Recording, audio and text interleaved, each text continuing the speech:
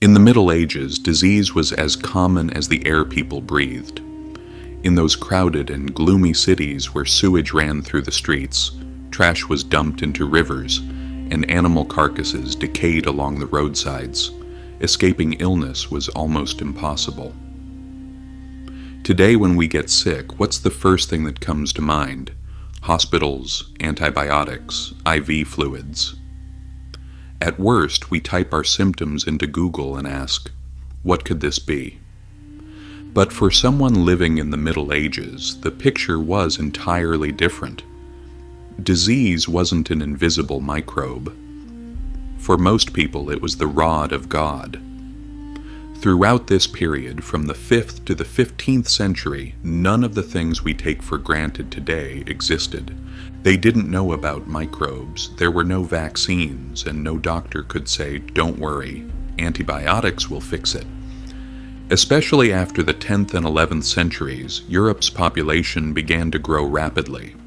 As people migrated from villages to towns and from towns to larger cities, small settlements quickly transformed into overcrowded and poorly ventilated centers.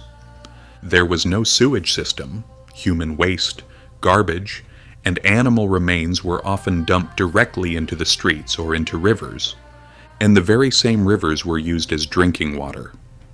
Under these conditions, disease was inevitable, and now, let's take a closer look at the illnesses that turned life into a nightmare for people of the Middle Ages. 1. St. Anthony's fire, hell delivered through bread. Even the name sounds terrifying, St. Anthony's fire. Today we know it as ergotism. The cause was simple but deadly. During times of famine, people couldn't afford to throw away spoiled rye. They still baked it into bread, unaware that a fungus growing on the grain carried a powerful toxin. The poisoning appeared in two forms. In some people, blood flow to fingers and toes shut down, causing burning pain, blackened skin, and eventually gangrene. Others experienced convulsions, tremors, hallucinations, and uncontrollable movements. People literally described it as, "My body is burning from within." The name comes from the monks of St. Anthony, who cared for the victims. One outbreak in 10th century France reportedly killed tens of thousands. People faced a cruel choice: throw away the grain and risk starving, or eat it and be devoured by the holy fire inside you. What we now call food poisoning was, for them, a sign that God was furious. 2. Leprosy, the living death. Few diseases frightened medieval society as deeply as leprosy. The bacteria slowly damaged nerves, skin, and facial bones. The result was horrific. Thickened, disfigured skin, loss of sensation, damage around the nose and eyes. The most tragic part was the numbness. People didn't feel pain. They burned or cut themselves without noticing, and wounds easily became infected. Fingers and toes shortened and deformed, giving the impression they were falling off. Leprosy itself wasn't always fatal, but it weakened immunity so much that other infections often finished the job. At the same time, society saw lepers as spiritually special, almost like living saints suffering on earth in exchange for a guaranteed place in heaven.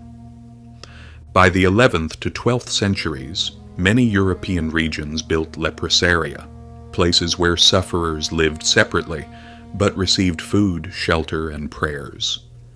Wealthy nobles funded these hospitals to win favor with both God and society. Leprosy became a strange paradox: social death in life, but spiritual salvation after death. No wonder it earned the name the living death. 3. Smallpox and syphilis, the little pox with a big impact. Smallpox had existed in Asia long before, but Crusaders helped spread it across Europe in the 11th to 12th centuries. Its symptoms were brutal: high fever and vomiting, mouth ulcers, a full-body rash that turned into fluid-filled blisters. lifelong scars, blindness in some cases. Its mortality rate was around 30%, even higher for children. Later came syphilis, exploding across Europe in the 1490s. The first major outbreak occurred during the siege of Naples. Italians blamed France. France blamed someone else. People always wanted a foreign culprit. Whether syphilis came from the New World or had been quietly circulating earlier is still debated, but the early form was devastating. Oozing sores, extreme pain, and in advanced stages, neurological damage that led to madness. And the treatment? Mercury. It was rubbed on the skin, inhaled as vapor, even swallowed. People lost their teeth, their hair, slowly poisoned, all in the name of medicine. 4. Medieval medicine. Humors, bloodletting, and the weight of sin. All these diseases shared one thing. Medieval people had no idea what actually caused them. Instead of germs, medicine focused on the ancient Greek theory of the 4 humors: blood, phlegm, yellow bile, black bile. If these were balanced, you were healthy. If not, you were sick. And the doctor's job was to restore balance. So, treatments included bloodletting, cutting a vein or using leeches, purgatives to clean the body, cauterization, burning tissue with hot metal. The church added another layer. Many believed illness came from sin. In some regions, patients were expected to confess and cleanse the soul before treatment. For medieval people, sickness was not just physical, it was moral, spiritual, and social. 5. The Black Death. The plague that shook Europe.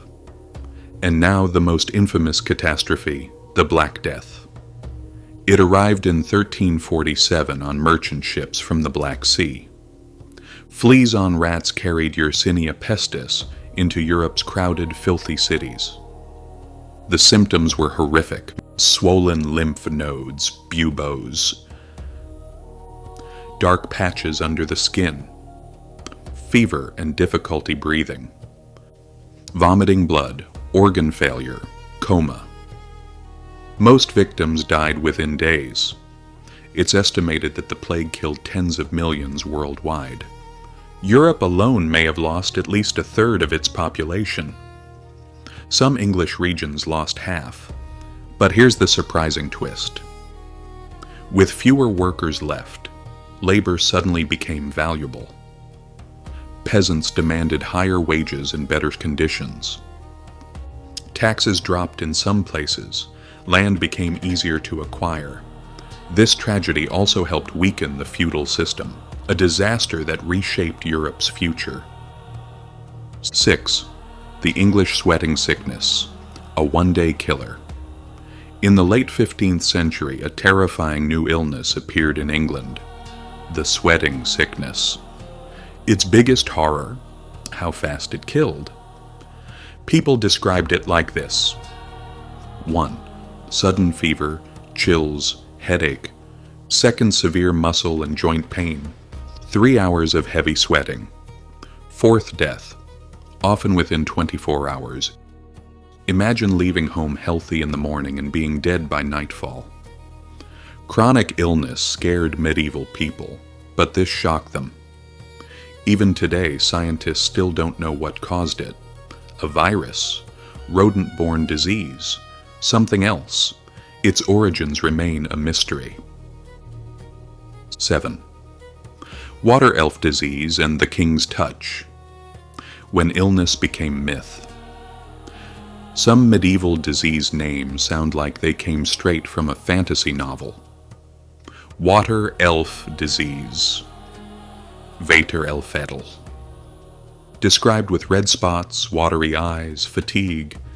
The cure involved 13 herbs, church rituals, boiling the mixture into a salve, and applying it to the eyes and forehead. Historians still aren't sure what the illness actually was.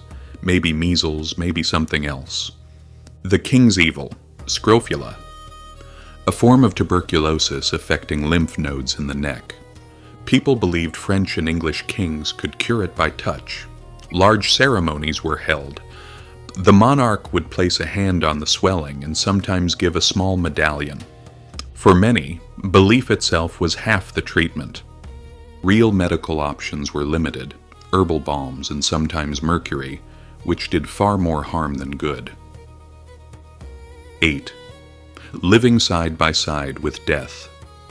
Putting all of this together, the medieval worldview becomes clearer. Average life expectancy, 30 to 40. Very high child mortality. Nearly everyone living through at least one major epidemic. What we would consider horrifying was, for them, ordinary life.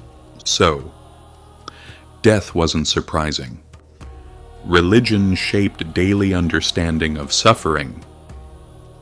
An illness was both a physical and moral challenge. Today we take vaccines, antibiotics, and clean water for granted. Looking back at the Middle Ages shows just how extraordinary, even miraculous, modern medicine really is. Perhaps these stories remind us that a single antibiotic pill or a simple vaccine represents a barrier between us and diseases that once claimed millions.